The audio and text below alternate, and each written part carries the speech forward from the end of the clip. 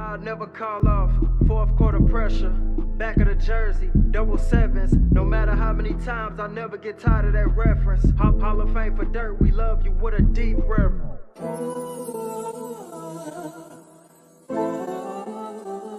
Hi, this is Luka Doncic. Hi, I'm Kyrie Irving. And you're listening to the Mavs Step Back Podcast. They waiting on my fall off. I'll never call off. Fourth quarter pressure. Back of the jersey. Double sevens. No matter how many times, I never get tired of that reference. Hall of Fame for Dirt. We love you with a deep reverence. Backcourt nasty. I wonder who gon' check him. Cuban did his thing when he went and got number 11. I still got his picture on my wall at 707. Feel synonymous with Kyrie, how we both train with aggression. Competition obsolete. Trying to breathe life into my dreams. I'm so tired of sleep. Still got some work from last season that was incomplete. So hungry for redemption. Thank my boys, just might overeat. Like Luka with his 3 of them hit, my mic is prone to overheat. I pride myself the most. I'm 22 and my folks proud of me. I took the heart away since I was 10. Was no surprise to me. A step back, Mavs blowing up was no surprise to me. And I'm speaking honestly. 7.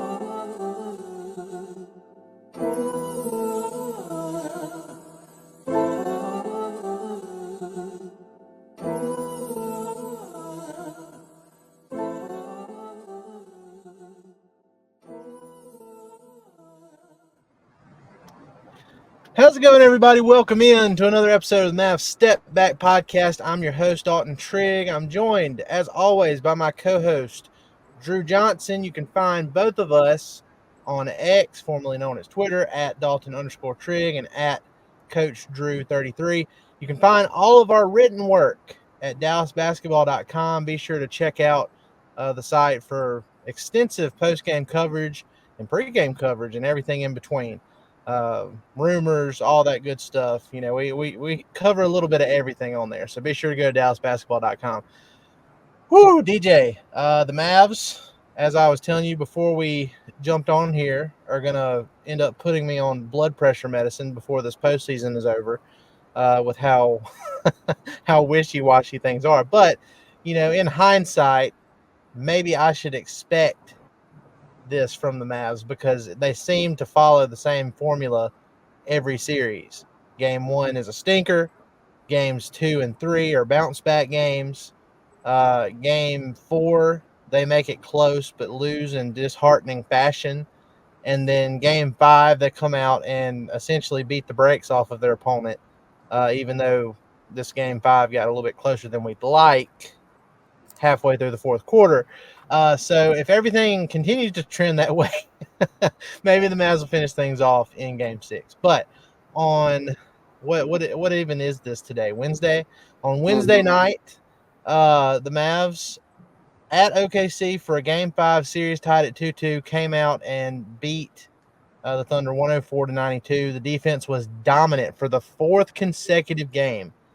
The Mavs defense just beat OKC to a pulp. I mean, they have dominated. It's hard for me to believe because OKC was one of the better offensive teams in the league for the regular season, and obviously that can change in the postseason too. But you know, I know they played a beat up New Orleans Pelicans team in the first round, but they looked great offensively in that round.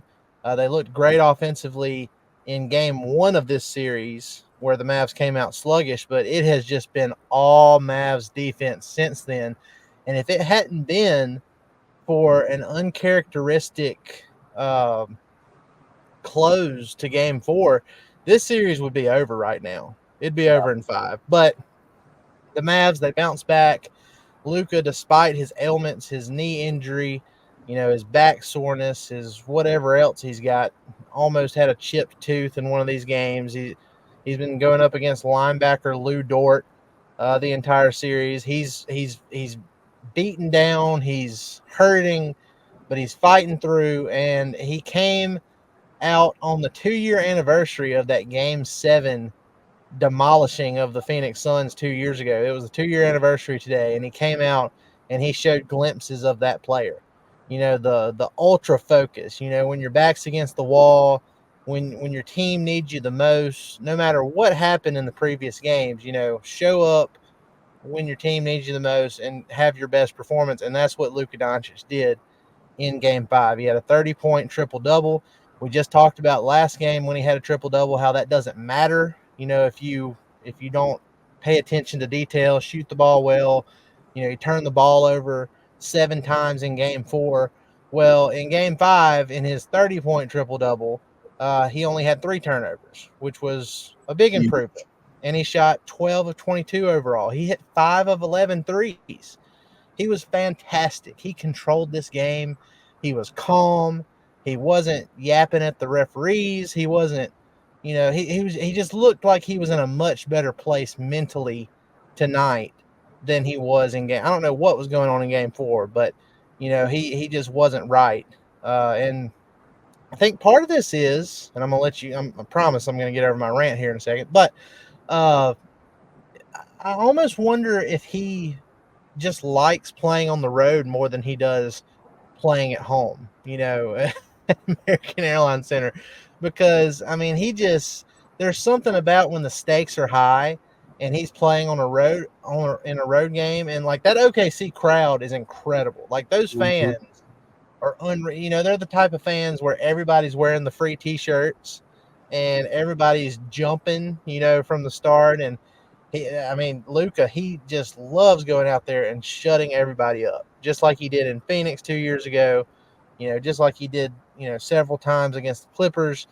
The Mavs are 4-2 on the road this postseason. Home court advantage means nothing to the Mavs in these playoffs, and it's amazing to watch. So, all things considered, I mean, you can start with Luka, and we can kind of branch off from there. But I mean, how are you feeling after this huge, massive Game 5 win for the Mavs? Well, I think that Luka probably had, in terms of just overall efficiency as a player, I think he probably had his best game of the playoffs tonight. When you couple the shooting with the absence of his turnover issues, he looked in the fourth quarter, specifically early in the fourth quarter, whenever he went on a run by himself, a switch turned. It was like he seemed like a different guy. And I mean, he'd been great all night, but he seemed like a different guy for a good 3 to 4 minute span there, where he was just making big shot after big shot. And Oklahoma City was trying to come back, and he put his foot on their throats and he pushed down. Let's call it what it is. Luka Doncic killed the Thunder tonight. And this has got to be just absolutely gut-wrenching for the Oklahoma City players and the Oklahoma City fans, because they had just stolen one in Dallas only to come back and just essentially be dominated for the whole game at home in front of their home crowd. Now, I mean, what happened last game is meaningless. It's everything is completely new now. So I was pretty intrigued by some of our defensive setups. It appears we're going with the notion of letting Shai Gilgeous-Alexander try to beat us by himself, and he does try to do that. Yep. But nobody else is really. I mean, there was a point where Gilgeous-Alexander had, I want to say 20, 25 points. I can't remember. And the next highest score was Chet Holmgren with 7 or something like that. So that just goes to show you everything that the Thunder does is ran through Shai Gilgeous-Alexander. And I really thought they had more weapons to boot than what they've shown, but it's all about SGA for them. And so I guess Kidd is determined, fine, let SGA try to beat us by himself. We'll take away everything else. The only thing that I did not like about our performance tonight, and I know that you know where I'm going with this, while Luka's turnover total was only 3, which is outstanding, our turnover total as a team was not. We had 14 turnovers. Now, granted, they were only able to score 9 points off of said turnovers, but 14 is entirely too many. And there were several times where a lot of those turnovers were just unforced errors, just mental lapses. And while we're good enough to have those issues happen and still come away with a victory against Oklahoma City, the further we get along in these playoffs, after we potentially close out this series, the further we get along in these playoffs, the smaller the margin for error is going to get. We've got to clean those things up. Oh, yeah. Especially if the next opponent is the Denver Nuggets. Yeah. And Nikola Jokic. You can't have very many. The little mistakes add up quickly against those guys, the defending champs. So I agree 100%. But, yeah, I mean, look, Luka's been fantastic. On a night where, PJ Washington had led the Mavs in scoring for the previous 3 games heading into this game, and he didn't have it early on like he did previously. He still ended up with 10 points and shot 4 of 9 overall, had 10 rebounds, 4 assists, typical PJ Washington stuff. He does a little bit of everything, and he hit some massive threes down the stretch. He makes just plays. Ice water in his veins. He is fearless, and I love that about him. I told you before we, a little bit earlier tonight, I was like, he's a 16-game player. I mean, he's built for postseason settings, and it's a shame that, he's 25, and this is just now his first real postseason exposure. He's got it, and I'm glad the Mavs, got him while he's in his prime, and he's on a long-term contract. But, PJ Washington was great. Derek Jones Jr., kind of filled in for PJ not having it's like, okay, well, if aside from Luka and Kyrie still didn't have a great scoring game. But it's like, aside from those two, who's going to be the guy to step up? And scoring wise, it was Derek Jones Jr. tonight. He hit 3 of his 5 threes, finished with 19 points. So he was the Mavs' second leading scorer behind Luka. There was a report that came out from The Athletic earlier today that it was Derek Jones Jr.'s agent, said that he wants to re-sign in Dallas this summer. Like, they realize that this is a very good fit for him. And I think the Mavs are going to do everything they can to keep him too. Even right now, the most the Mavs can offer him is the taxpayer MLE, which I believe is around $5 or $6 million a year, which would still be, more than double what he's making on a veteran minimum contract. But I think with a little roster maneuvering, if you trade THJ, we'll get to him here in a second. If you trade THJ and open up a little bit more space and have the full taxpayer MLE, which is around like $11 or $12 million a year, I believe. I think that's kind of more in his, what Derek Jones Jr. is worth range. So we'll see how that goes this summer. But yeah, he was great. PJ Washington was great. Without looking at the box score, DJ, I want to see if you can guess this just by watching the game. Who would you say out of everybody on the team had who had the biggest plus in the box score, plus minus wise? Who do you think led the way? I'd have to go with Derek Jones Jr. Honestly, especially in the first half, he was incredible offensively in the first half. Went 5 for 5 from the field. I promise you, I'm not cheating. I'm not looking at a box score. This just comes from writing that halftime piece. But well, I know you're not cheating. I know you're not cheating because it wasn't Derek Jones Jr. I can see how you would think that after how that first half was. It was Derek Lively. He was a plus 22. Really? Plus 22 in this game. In 23 minutes, Derek Lively off the bench, plus 22, despite having 3 turnovers. He had 11 points, 10 rebounds, 1 block, 1 steal, 1 assist. And guess what? When Mark Dagnall, the Thunder head coach who won Coach of the Year here recently, when he felt things slipping away, he went to the hack-a-lively strategy again, and again, it didn't work. He nailed 5 of his 6 free throws, and he looked over at the bench, over at the OKC bench after he hit those free throws. Like, okay, you want to keep doing this? So Shout out to Derek Lively. You can just tell. I mean, there was a point in the game where OKC was kind of making their run. The Mavs were up 89-71 with about 9 minutes left in the fourth quarter. And Luka hit a big three. He was scowling at the crowd. It seemed like that Phoenix Game 7 kind of vibes. And you thought, okay, they're going to run away with this. Well, then from that point until about the 5-minute mark, I believe, of the fourth quarter, OKC went on a run. And it kind of reminded you of, what happened in Game 4, where the Mavs went 3 full minutes in clutch time where they didn't score a point. And, when you looked up, it was, let's see, they were up 89-71. And then OKC went on a 10-0 run to make it 89-81 with 6 minutes left. And you're thinking, oh no, here we go.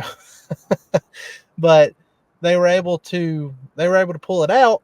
And I feel like a big reason for that was Lively, because it felt like Gafford is good. I thought he had a good game, even though it shows he was -10 in the box score, but they know they can bring out Gafford to the perimeter, and guys like SGA can get by him. SGA, Jalen Williams, all those guys, and Jalen Williams got past him on the perimeter and threw down a poster dunk at one point in the second half. But, or no, maybe that was the first half he did that to Gafford. But anyway, they're able to get by Gafford. And it's not the same with Lively. It seems like he's a little bit, I don't know if it's his positioning or if he just has more lateral quickness than Gafford. They're equally athletic, in my opinion, even though Lively is longer and taller. But, I don't know what it is, but, I mean, Lively is just a much better natural defender. And I think that's why after these games, there's been several times this series where we've looked at this box score and it's like, oh, well, Derek Lively has led them in the plus minus department yet again. And it translates. It meets the eye test from what you see with him on the court. So really, I feel so good for Lively because, there were times where he struggled in that first series. There's been times in this series where he struggled a little bit, but for the most part, he has been a huge plus and he's making a positive impact. And, he's a big reason for why the Mavs are in position to punch their ticket to the Western Conference Finals. So, the big man stuff in general, I mean, what are you thinking going into this Game 6 and even beyond, if we end up playing the Denver Nuggets in the next round? I think that Gafford's probably a little bit better offensively at this stage. I think he's a little bit stronger with the ball, and I think he's a little bit stronger, period. But I agree with you. I think that Lively is the better defensive player. They're about the same going north and south, but whenever it comes to going east and west, Lively he's just so light on his feet for such a big guy. He's just able to move his feet so well. And, when you're having to switch so many times in a defensive possession, which Oklahoma City makes you do, that ability, that characteristic is invaluable. So, I really don't have a problem with the way that we're allotting minutes right now. I think I would like to see maybe a little bit more for Lively, maybe even a start. But overall, what we're doing right now with them works. Just as long as we're able to get Lively in there and continuously give him minutes. Because, I mean, while I was a little surprised whenever you told me that he had the best plus minus, it's not just overly shocking because I do think that we're a better team whenever he's on the floor, especially on the defensive end. We're just so much more solid because he can guard 1 through 5, and he can legitimately do that. And that has been so valuable in this series against an Oklahoma City team that is so perimeter oriented. Yeah. And an Oklahoma City team that was 33-8 at home during the regular season, and the Mavs have gone in there and won 2 now. And those 2 wins haven't been particularly close either in OKC. So I don't know. I mean, look, OKC has a very bright future. They are loaded with young talent, and there's probably going to be a lot more young talent being infused or switched out, over the next several years because, Sam Presti has a pick fetish and owns all the first-round picks in the entire NBA right now. Uh, he could cash those in for another star player, but he loves his picks even if he doesn't use them. So I don't know if that'll happen, but they're great. I mean, they're a great young team, but you can just tell that the physicality has really worn on them this series. The Mavs' experience and their size has really, taken them out of things. And Mark Dagnall, the coach of the year, he's saying all the right things in all of his interviews, his in-game interviews and post-game interviews and all that, about how, he keeps saying, oh, we're getting good shots, we're just not making them. And, that's true, but the Mavs are playing such rugged defense for 48 minutes every single game. The guys probably don't have their legs under them. Right. And they're making them work defensively too. I noticed in some of our offensive sets today, the ball moved a lot. And what was really most impressive to me is the assist to turnover stat. I know that we had 14 turnovers, but let me see. We had 27 assists. Yeah. 27. I mean, the ball's moving, guys. Like that's probably our best assist stat of the playoffs. I could be wrong, but I find it hard to believe that we've had more than 27. There may have been a Clippers game where we had 31. I can't remember, but the ball is moving constantly, and whenever the ball moves, your team is much harder to guard in the half court. And if we can continue this trend, I like our odds moving forward. And it's like you said, it wears them out. They're not able to make shots now because they're having to sit down and guard. Yeah. And the rebounding battle is like we've said since the first game of this series where the OKC won the rebounding battle. That's one of the biggest keys of this entire series. And yet again, the Mavs dominated on the boards in game 5, 46-33. And it says that OKC had 8 offensive rebounds. And DJ, I'm pretty sure, I mean, it's probably not all of them, but it felt like all 8 all 8 of those came in the first quarter. You're close. 5 of them came in the first quarter. You're close.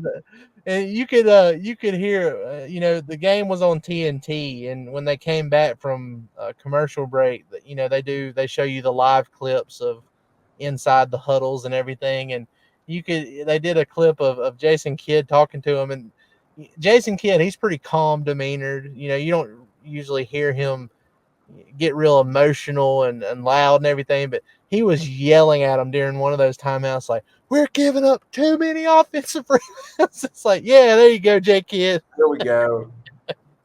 Say what we're all thinking here.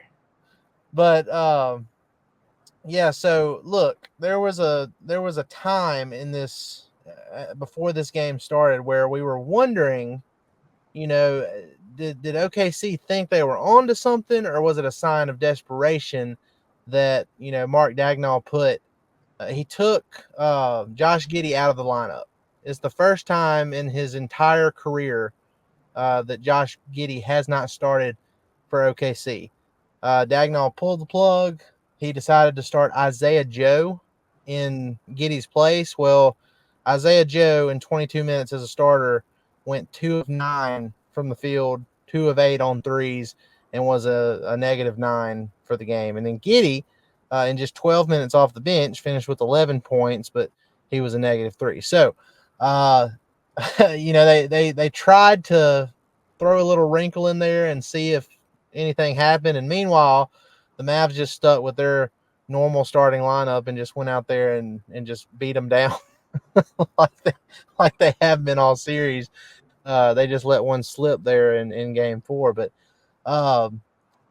let's swing it back to Dallas's coaching decisions in this game too, because Jason Kidd, there was a time in that fourth quarter where we thought, oh no, like, is he really going to go down with the ship playing this lineup with THJ in there instead of Derrick Jones Jr. And then look, there were times throughout this game where I thought the Mavs could have capitalized and had a bigger lead than they did, but they were running that 3-guard lineup of Kyrie Irving, THJ, and Jaden Hardy getting some run for the first time this series. That was very interesting. It was He got- interesting. Now look, now in a nutshell, I don't mind Hardy getting minutes. I think he can bring something to your team. I just don't necessarily like the 3-guard lineup with Hardy, Irving, and THJ and Luka not on the floor. That's what I'm not sure about.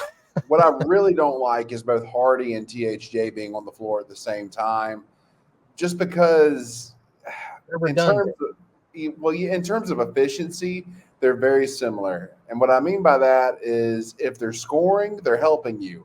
But if they're not scoring, they're hurting you. So, yeah, it's where I can see the upside, the risk is just too great for me. There was a play, and look, that run was happening in the fourth quarter where it was like, oh no, this is the same thing that happened in Game 4, where OKC completely dominated down the stretch. The Mavs couldn't score a point to save their lives, and it was partly because THJ was in the game, and I text you and I was like, why is Derrick Jones Jr. not in the game? As good as he's been this entire game, why is he not in? And when they put him in, there was one play that kind of summed up why you have him in over Tim Hardaway Jr. And, he blocked Chet shooting a 3. It's huge. Chet's so tall. he blocks a Chet 3, then immediately gets out in transition. And I forgot who got the rebound off of that Chet blocked shot, but threw it ahead to Derrick Jones Jr. and he slammed it for the easy 2. And at that point, you were like, okay, well, this game is essentially over at this point. So, it was at the 2-minute mark. So the Mavs were up. Let's see. The Mavs were up by 9. Derek Lively hit 2 free throws in a row to put them up 11. And then with 2 minutes and 6 seconds left, Jones blocked Chet Holmgren's 3 and then ran out, got the dunk. Luka with the assist, shocker, to give the Mavs a 99-86 lead. And then at that next timeout, Luka came out, Kyrie came out. They knew it was pretty much over. So good stuff overall. I mean, I'm very impressed with this team's demeanor. Their resilience, they're hard-nosed. Everybody's committed to playing on the defensive end. Even Luka. I mean, the only thing that gets Luka is like in that last game when he gets so hyper-focused on the officials and not getting calls. But when he finally just decides, I'm not going to care about it, I'm just going to put the ball in the basket. That's when you see, the kind of Luka game that we did tonight. And look, I mean, if they get past the Thunder, if they close this thing out on Saturday, which I think they should, given how they've dominated these last 4 games, then you look ahead and it's like, okay, well, it's probably Denver. It still could be Minnesota, but it's probably going to be Denver at this point because they've won 3 straight. It's not going to get any easier. And, part of me thinks, the end of the road might come in the Western Conference Finals against Jokic and the defending champs. But then another part of me is like, well, Luka is going to be going up against his buddy who beat him out for the MVP award. And, the Denver Nuggets, as great as their starting 5 is, their bench isn't very good at all. And the Mavs are super deep. The Mavs could potentially end up getting Kleba back for that series, depending on how he's progressed with a shoulder injury. So it's a 2-sided coin. On the one side, it's like, oh man, the Mavs are probably going to be overmatched. And then on the other hand of it, it's like, okay, well, we've thought this a handful of times after disappointing losses in these first 2 rounds, and they always bounce back. So I'm starting to think this is just who this team is. They win, and they win ugly. and they're just committed to, like I said, beating you to a pulp defensively, and then whoever contributes on offense, that's just icing on the cake. So what are you looking for specifically as they try to close this thing out in game 6 and potentially going even further in this postseason run? Usually I have three things, but after tonight's game, it was a pretty dominant showing. I really have one main thing to focus on, and that is the turnover issue. We've got to take better care of the ball. And the sad fact is we could have blown this thing out tonight by 30 points had we not turned the ball over so freaking much. I hate to say it, but we are our own worst enemy. And I mean, I think that all Mavs fans can agree with that. We are our own worst enemies. We beat ourselves in game 4. Oh yeah, we beat ourselves. Yeah. I mean, I know Shea Gilgeous. I think OKC fans would even agree with. From most of the reactions I saw, it's like, okay, yeah, we got away with one in game 4. So, well, my biggest thing is we've got to stop hindering ourselves. We got to stop being our own worst enemies. We got to take care of the ball.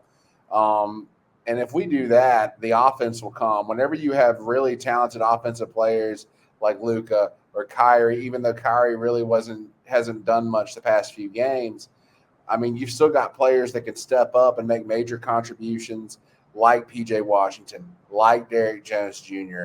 Hell, there are times when Gafford and Lively can come in and chip in a little bit too. And, you do have that once in a blue moon game where Tim Hardaway Jr. will come in and knock in a few threes for you. So, we have the offensive firepower, but it does us absolutely no good if we can't get to the point of shooting those shots, if that makes sense. Get to the point of actually taking those field goal attempts, because we're just turning the ball over so many times. If we can stop that, if we can stop being our own worst enemy, I think we can beat anyone in the league. I really do. But we have to stop that nonsense. We have to. Yeah, I agree. And I'm glad Luka got the memo too. I mean, he had 3 turnovers, but there was 1 or 2 of them I didn't think were completely his fault. Right. It's kind of because sometimes, I mean, a handful of these turnovers come from fouls not being called, and I mean the officials aren't calling anything either way, except for the occasional SGA fall down to the floor and they bail him out a few times. But aside from that, for the most part, these officials are just letting them go WWE out there, and may the best man win. So, well, if they did, Dort would foul out of every game. Yeah, yeah, they would. It's amazing to me how when the Mavs set a screen, if they set a screen and Dort is the guy trying to fight over the screen, he flies off like a boomerang. It's hilarious. Like the guy. Even Patrick Mahomes was just like, oh, yeah, Lou Dort could play in the NFL the way he's built and the way he plays. And it's just like, you can't tell me a guy built like Lou Dort goes flying like a boomerang off of a set screen he's not even being leaned into. So it's funny. I mean, look, even the OKC, my guy Taylor Peterson from the Uncontested pod, it's a Oklahoma City Thunder podcast, had him on, a few games ago when it was I think it was 1-1 going into game 3, and we were talking about the Lou Dort stuff, and he said Lou Dort doesn't normally flop as much as what he has been this series. So I don't know I don't know if he just thinks like he has to do that in order to try and gain some sort of advantage, but it's crazy the uptick we've seen from that stuff from him this series. And then kneeing Luka in the chest and tripping and all that kind of stuff. It's been interesting to see. I'll tell you what he reminds me of, and this is going to piss Oklahoma City people off, but I really don't care. He's basically Pat Beverly juiced up, like he's just out here. Muscle Pat Beverly. Just trying to crack heads open, flop all over the place, talk all sorts of trash. and really just effectively pissed me off. I can't stand him, but The funny thing is, DJ, I don't even think Lou Dort talks trash. Like, if he does, I don't see most of it. He's just a wrecking ball. yeah, I don't ever see him talking a bunch, but he's like the Tasmanian devil out there. And luckily Luka hasn't gotten even more hurt than what he already is, and maybe the Mavs can finish this thing out in 6 and avoid any kind of lingering injuries. But there was a three that Luka made late in the fourth quarter where Luka was off ball at first, and he was just hounding him. Lou Dort was just hounding him, like in his grill, beating the piss out of him. Like, it was very physical. Luka was able to get the ball. He ran him over a screen, ran him back over, pulled up in his grill, grilled it. And I mean, it was kind of Luka basically just sunned him, So yep, euphoria. It's like I text my brother Kendall out after that 3. I text him. I said, "Demon home." Oh, you love games like this. I wrote about it on DallasBasketball.com about, not just it being the 2-year anniversary of that Suns game 7, but just in general, like throughout the course of Luka's young career, he has shown up big time in these spots. I mean, that's just what the greats do, and he has proven that he's going to do it when he needs to the most. So more times than not, he's shown up. And, aside from that Golden State Warriors Western Conference Finals in 2022, where he had no front court to work with, he's proven that he can get it done. So big shout out to Luka. He's been battling. I don't know if they gave him like elephant tranquilizer shots in the knee tonight, or what the deal was, but whatever they did, I hope they do it again. There's a little, for the first game, for the first time this series, there will be an extra rest day. It won't just be like a 48-hour turnaround. So instead of game 6 being Friday, it'll be Saturday night. So Luka has a little bit extra time to rest up. So we'll see how it goes. Before we hop off here, I do want to just mention, Kyrie, he's not the Kyrie we've known throughout the regular season. In this series, I mean, I think he was better in that Clipper series, even though he did have some off games. But in this series specifically, he's averaging under 15 points per game. And in tonight's game, he only had 12 points in 39 minutes, 5 of 11 overall. Hit both of his 3-pointers, had 4 assists. But I'm giving him a pass just because of how, like, he is busting his ass defensively. Like, I've never seen Kyrie Irving play this physically, have this much attention to detail on the defensive end as consistently as he has, throughout this postseason. It's really been inspirational, to a point, because I just didn't know he had this level of defensive intensity in him on a night-to-night basis. And I think that's probably what's contributing to him, not having the higher scoring numbers that we're used to seeing too. He has fully committed to giving it his all on the defensive end, and it's working because he's the smallest guy on the court, and if he's not going to be the weakest link, then you end up having these games where you're holding OKC to under 100 points, and there's no weak link, and you're just able to beat them down. So shout out to Kyrie Irving. I know he hasn't had his typical offensive outburst. Maybe he's saving it for Denver. Well, Yeah, maybe he's saving it for the closeout game, in which he is what? Yeah. Isn't he like 13-0 in closeout? Yeah. That is a great point. Here's my prediction. Kyrie goes for 30 in this closeout game, and we put the Thunder away on Saturday. That's my prediction. an NBA all-time record 13-0 for Kyrie Irving in closeout games. Great call there. I had completely forgotten that part. I agree with you. I think this is the Kyrie come out game. I hope so. Save the best for last, and Yep. then like I said, I don't know. I think this is going to sound blasphemous, but I think I would almost rather play Denver than Minnesota, just because of Denver's lack of depth. I think that's where we can catch the Nuggets is Also, I the think overall depth. another reason why I would rather play the Nuggets rather than the Wolves is because one thing that I've noticed that bothers the Nuggets is really intense defense, and that is what we hang our hats on. Minnesota started off that series in their grills, and it just seems like something has happened. It's something that they've lost something along the way. I don't know what it is. Maybe it's just energy. I don't know. Yeah. But if there's one thing this Mavericks team can do on a nightly basis, it's guard. So, while I understand that the Nuggets are very, very good, I like our chances. I really do. Yeah. And look, that game I was at St. Patrick's Day at American Airlines Center. Kyrie had the lefty floater buzzer beater game.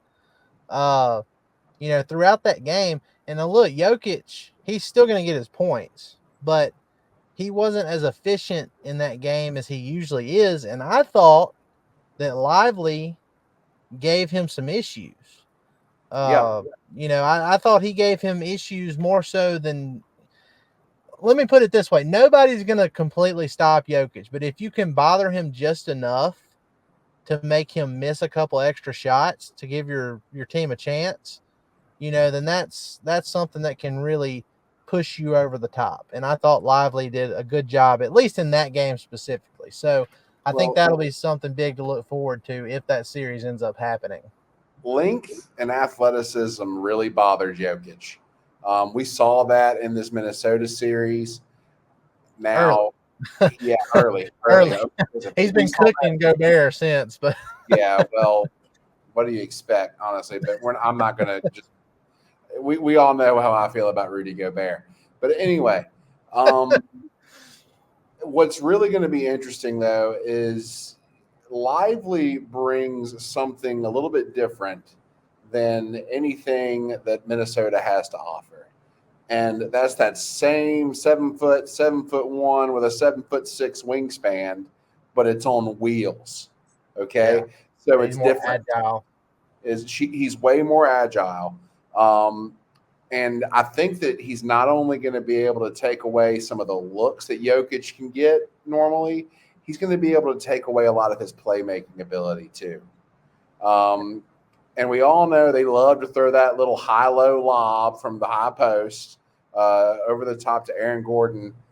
I don't think they're going to be able to get that on us. I really don't. Not if Lively is guarding Jokic. I mean, that might be a team that we go big against. That might be a team where we actually play both Lively and Gafford. I was about to say they have no rim protection. So no. That would be the game where you go super big.